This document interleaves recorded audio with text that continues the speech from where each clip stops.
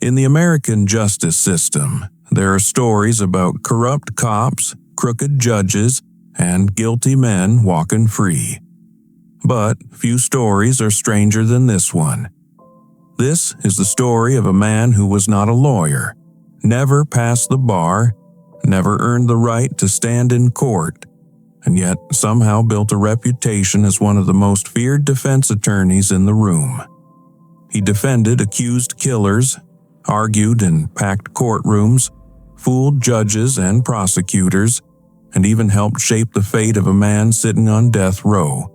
To understand how shocking that was, you have to understand the time. In the mid-20th century, especially in cases involving black defendants, the courtroom was not a level playing field. A man's life could be decided by white judges, white juries, and lawyers who barely cared whether he lived or died. The Constitution guaranteed the assistance of counsel, but for many defendants, especially poor black defendants, that promise often felt thin, distant, and unreliable.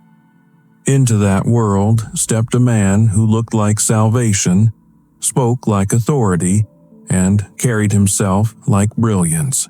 His real name was Daniel Jackson Oliver Wendell Holmes Morgan.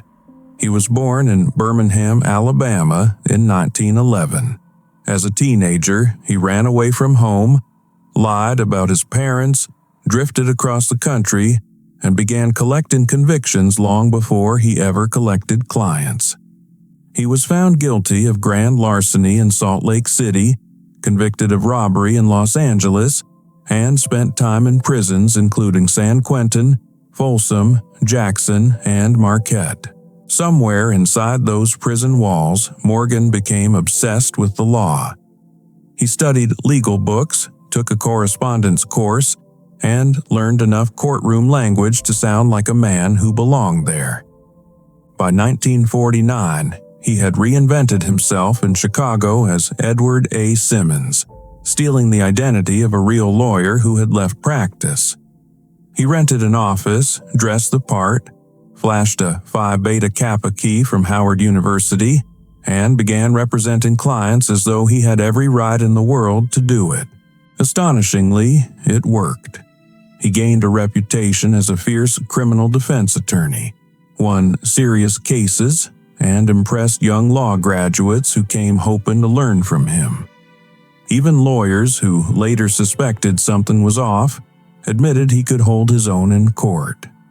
But Morgan was never fully convincing up close. He could be brilliant one moment, bizarre the next. Sometimes he acted like a man who had never seen a courtroom before. Sometimes he antagonized judges so badly that observers thought it was either reckless genius or pure panic. In 1955, after a case in Freeport, Illinois, a furious judge ordered an investigation into Edward A. Simmons. As questions closed in, Morgan ripped down his fake diplomas and certificates, claimed they needed reframing, and vanished before the net could tighten. He fled west, took another false identity, and tried to start over again. But this time, a former investigative journalist named J. Robert Smith spotted something suspicious in Morgan's resume. Smith dug into his past, discovered who he really was, contacted the FBI, and printed an expose in his paper. Morgan was now a wanted man, but he was not done performing.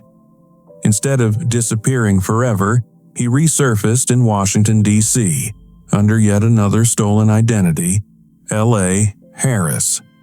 And this would become the role that made him infamous. In 1960, an 18-year-old black defendant named Eddie Harrison was facing the fight of his life. Harrison had been accused of killing a Washington loan shark known as Cider George Brown. According to Harrison's later account, the shooting was accidental, a shotgun going off at the door during what he said was meant to be a pawn transaction, not a robbery. But the state saw it differently. Harrison and two others were charged with first-degree murder, and a conviction could send them to the electric chair. Their defender was the sharply dressed, gum-chewing, hard-talking L.A. Harris. Harris was not timid, and he was not subtle. In court, he attacked the police, shredded weak points in the prosecution's case, and turned cross-examination into theater. He challenged officers over alleged beatings, hammered the lack of clean evidence, and argued that if this was the quality of proof the government needed to kill a man, then nobody in Washington was safe. Spectators packed the courtroom. Reporters took notice. At one point, after an emotionally charged closing, Harris collapsed in the courtroom and was taken to hospital as jurors considered the verdict. By then, he was one of the most talked about lawyers in the city. That attention brought scrutiny, and scrutiny brought disaster. The Washington Afro-American asked the question others were beginning to whisper, "Who is Harris?" Investigators dug deeper. The FBI circulated his photograph on 127,000 flyers. J. Edgar Hoover addressed the press. Newswires described him as a man of many names, possibly armed and dangerous. And the story exploded beyond Washington, because this was no minor fraud. According to Robert F. Kennedy, the fake lawyer had worked on around 100 cases.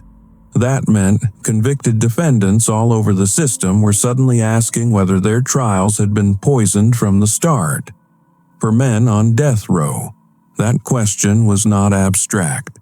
Eddie Harrison heard news of the manhunt while locked in jail, and the revelation hit with full force. His lawyer, the man he had trusted with his life, was not a lawyer at all.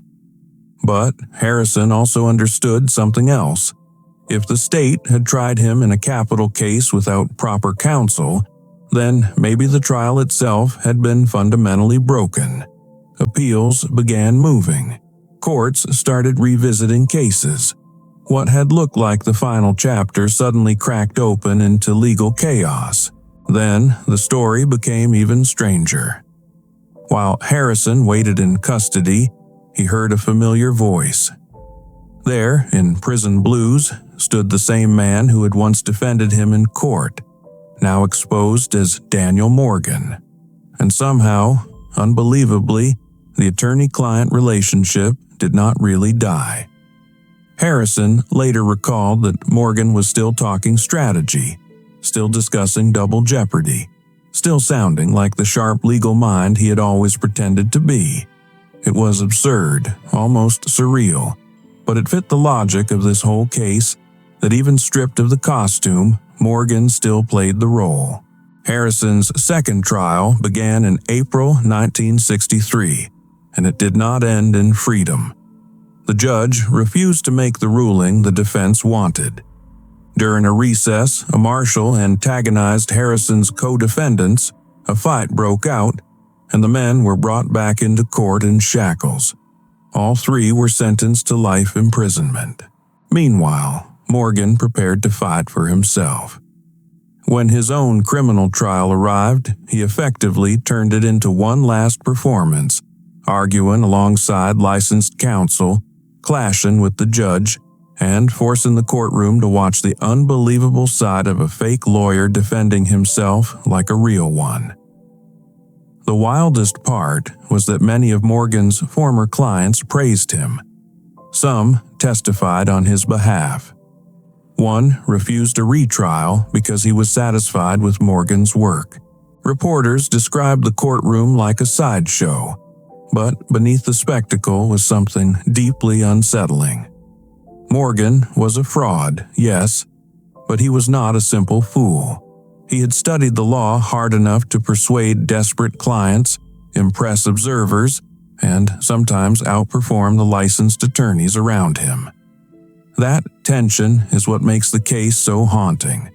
He should never have been there, and yet sometimes he was effective when it mattered most. In the end, the state caught up with him. Morgan was convicted on 14 counts, including impersonation, forgery, perjury, fraud, and false pretenses. He was sentenced to 3 to 10 years in prison. Even then, he kept litigating, filing lengthy appeals and launching new legal actions from behind bars. Prison did not break his fascination with the system.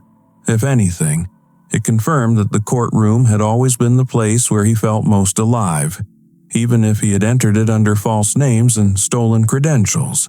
As for Eddie Harrison, his fight went on for years. His case eventually reached the United States Supreme Court. In Harrison vs. United States, decided on June 10, 1968, the court ruled that testimony from an earlier trial had been tainted because it was induced by illegally obtained confessions, and that testimony should not have been used against him in a later proceeding. After 8.5 years in prison, Harrison walked free. So, the fake lawyer did not personally win some glorious final acquittal in court, but his role in the case became part of a much larger story about bad confessions, broken procedure, and how a system that claimed to defend justice could become dangerously compromised. And that is what makes Daniel Morgan more disturbing than a standard con man. He did not just steal money, he stole authority. He put on the costume of justice and walked straight into the place where people's lives were being measured. He exposed how much of law depends on trust, performance, and appearances. A calm voice, a sharp suit, the right words at the right time, enough confidence, and even a courtroom can mistake fraud for expertise. In a system built on rules, Daniel Morgan proved that sometimes the most dangerous person in the room is the one who understands the script, even when he has no right to be on the stage at all.